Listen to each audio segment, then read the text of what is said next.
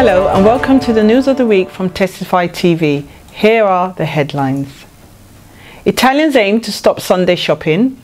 Experts say Christianity is marginalized in Europe and in the US.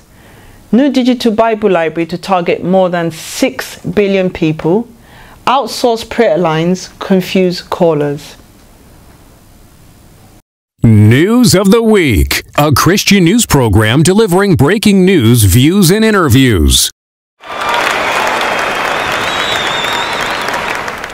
Italian organizers said they're fighting the recent lift of government restrictions that prohibited businesses from being open on Sundays and holidays.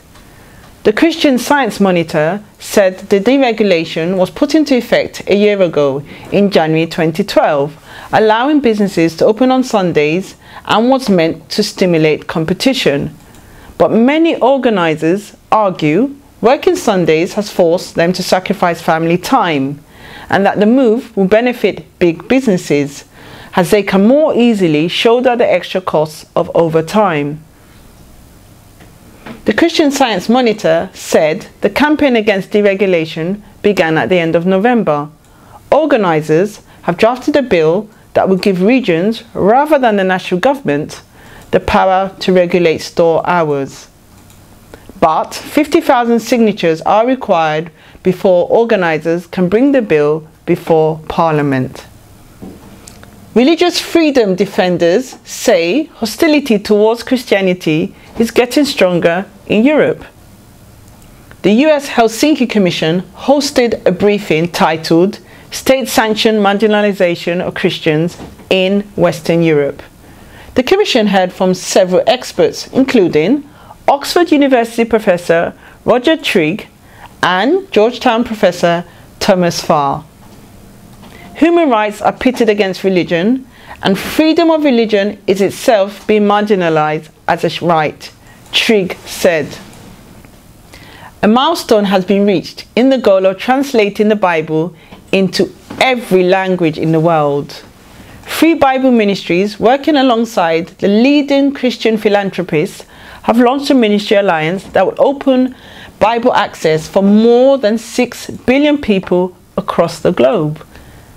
Leveraging the leading-edge technologies of the digital Bible library, hundreds of scripture translations are currently available. More than 1,000 additional language translations will be ready for digital deployment in the next year and will reach over 2,000 in the next 5 years.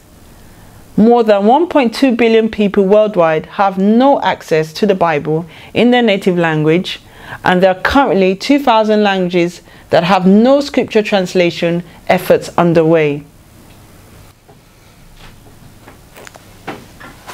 These sobering statistics shine a light on the reality of Bible poverty and the tremendous need to develop innovative new approaches.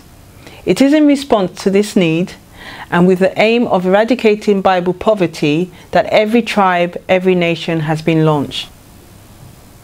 When 43-year-old Laurie Danes called a prayer line of a major television ministry and requested prayer for her mother's persistent ulcers, she was surprised when her prayer representative, who called himself Darren, prayed in a strong Indian accent that all the gods would bless her mightily.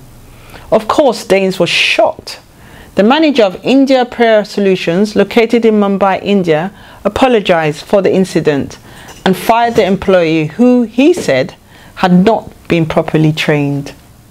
But dozens of similar incidents have rattled US callers since major ministries began outsourcing their prayer lines to India. The ministries insist they are overwhelmed by the growing number of calls for prayer. That's all for this week. I'm Tracy Ofiosi of Testify TV. Bye for now.